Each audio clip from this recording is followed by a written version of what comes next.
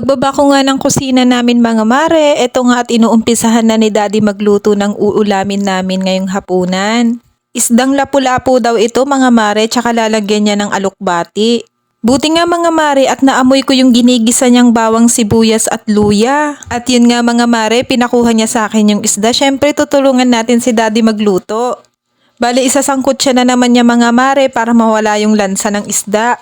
Di ko naman tinatanggi mga mare na si Daddy talagang tagaluto sa amin dahil nga mas masarap siyang magluto kumpara sa akin. At inihanda ko na nga rin itong gulay mga mare na isasahog namin mamaya. Maganda tong talbos na nabili ni Daddy sa palengke mga mare, fresh na fresh. Kaya naman tangkay lang talaga yung tinira ko dahil nga ang gaganda ng dahon. Sakto naman mga mare, pagkatapos kong talbusin yung mga gulay, kumulo na daw yung sabaw ng isda, kaya naman ilalagay na ni Daddy tong mga gulay na. Gusto ko lang din i-share sa inyo mga mare na hindi ako nagtatapon ng balat ng mga prutas at yung mga gulay. Yung mga pinagbalatan ng gulay, kasi ginagawa ko siyang fertilizer dun sa mga tanim ko dun sa taas.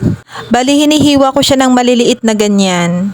Pagkatapos ilalagay ko na dun sa mga paso. Try nyo din gawin to mga mare kaysa itapon yung mga pinagbalatan ng gulay at prutas, gawin nyo na lang pataba sa mga halaman ninyo. Sinunod ko na din tong mga kalamansi mga mare, pampaasim dun sa sabaw.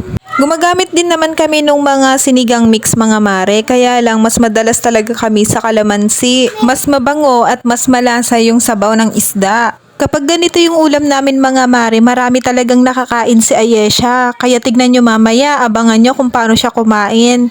Lalo na yung gulay mga mare. Dati hindi kumakain si Ayesha ng kahit na anong gulay. Pero simula nung pinapanood ko siya ng mga bata na kumakain ng gulay, natuto na rin siyang kumain. Alam nyo naman pag bata, nakikigaya lang din yan sa mga nakikita niya. Nanonood kasi siya dito, kaya naman dito ko siya pinakain sa taas. Minsan hinahayaan ko na siyang magsubo ng sarili niya. Minsan naman sinusubuan ko talaga siya kasi nga ang bagal kumain. Tapos syempre pag bata, pakalat.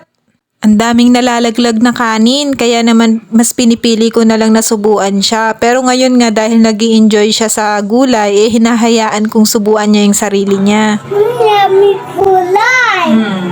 Yummy gulay? Yes. O, diba mga mare, yummy daw yung gulay. Gusto niyo yung mga talbos mga mare, yung kamote tops, ayan, yung alokbati, yung sili. Basta sa tuwing nagluluto kami ng may sabaw, tapos may gulay, kumakain siya. Inuuna niya talagang kainin yung mga talbos mga mare, yung kanin niya halos hindi pa niya nababawasan. Pero mauubos din niya yan mamaya, susubuan ko na lang siya. Gusto pa sana niya ng gulay, yun nga lang iba ka hindi na siya matunawan mga mare. Yun lang.